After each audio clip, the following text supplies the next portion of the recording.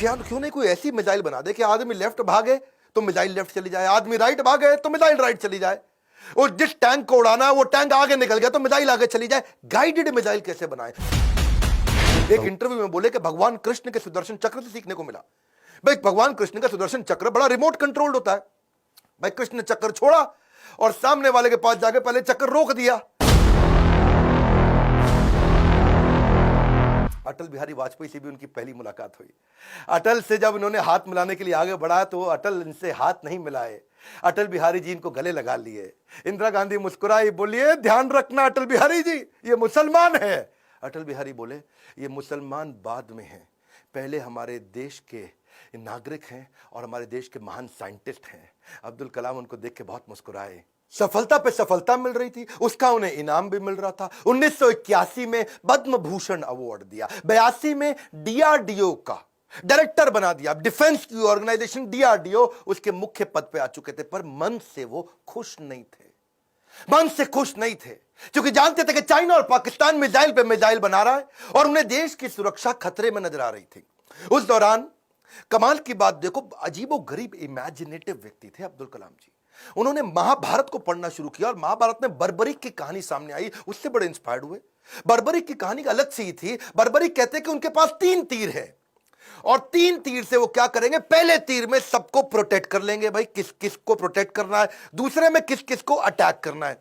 मेरी बात समझना, पहले 2 तीर में क्या करेंगे, किसको अटैक करना है उन सबको डिसाइड कर लेंगे, उसके बाजू में किस किस को, सबको थोड़ी पूरा का पूरा शहर उड़ा दें। भाई जिसको प्रोटेक्ट करना है उसको सिलेक्ट कर लिया, जिसको अटैक करना है उसको सिलेक्ट कर दिया, तीसरे तीर में गेम ओवर, खत्म कर दिया। तो उनके पास 3 तीर थे। वहां सोचे यार ये तीर किसको प्रोटेक्ट किसको अटैक कैसे जाना है, किधर किधर जाना है, बड़ा गाइडेड तीर है।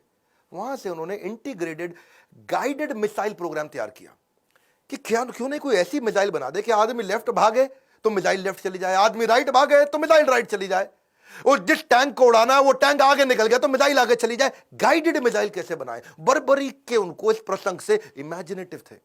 एक इंटरव्यू में बोले कि भगवान कृष्ण के सुदर्शन चक्र से सीखने को मिला। भाई भगवान कृष्ण का सुदर्शन चक्र बड़ा रिमोट कंट्रोल्ड होता है। भाई कृष्ण ने चक्कर छोड़ा और सामने वाले के पास जाके पहले चक्कर रोक दिया। जितनी देर पहले बातचीत करनी है बातचीत कर लिया, चक्कर घूमे जा रहा है, और जब बोलते खत्म करो अटैक करो तो चक्कर मारा उसको और वापस आ गया। तो बोले यार ये बड़ा सिस्टम है, बड़ी एडवांस टेक्नोलॉजी थी। तो वहां से उनको इंटीग्रेटेड गाइडेड मिसाइल ये मॉडल उन्होंने शुरू किया और उसके बाद उन्होंने एक के बाद एक मिसाइल की झड़ियां लगा दी। देखो, who dare to imagine the impossible are the ones who will break all human limitations. Imagination के बारे में वो हर कॉलेज में लेक्चर दिया करते थे। 1985 में उन्होंने त्रिशूल नाम की मिसाइल लॉन्च करी, फिर उन्होंने पृथ्वी लॉन्च करी 1988 में। 89 में अब अग्नि के पीछे लगे हुए थे। उन्होंने आकाश भी कर दिया, नाग भी कर दिया, अग्नि नहीं होती थी उनसे, अग्नि में बार बार फेल हो रहे थे। अग्नि मिसाइल ये बड़ी इंपॉर्टेंट प्रोजेक्ट था, लेकिन देश भर में अब लोगों ने क्वेश्चन करना शुरू कर दिया। लोग अपने अपने हिसाब से इसका अलग अलग मतलब निकाल रहे थे, भाई क्यों फेल हो रहे हैं। अमूल ने तो वहां पे एक ऐड लगा दी और अमूल कहता है जी अग्नि मिसाइल के अंदर तुम्हारा पेट्रोल कम पड़ जाता तो अमूल का बटर डाल लो। लोगों ने मजाक बनाना शुरू कर दिया और बार बार लोगों के सवालों के कारण ये बहुत सीरियस थे। और उसी 89 के एंड आने से पहले पहले इन्होंने अग्नि को भी सफल बना दिया। बार बार असफल होने पर भी उत्साह न खोना ही सबसे बड़ी सफलता है।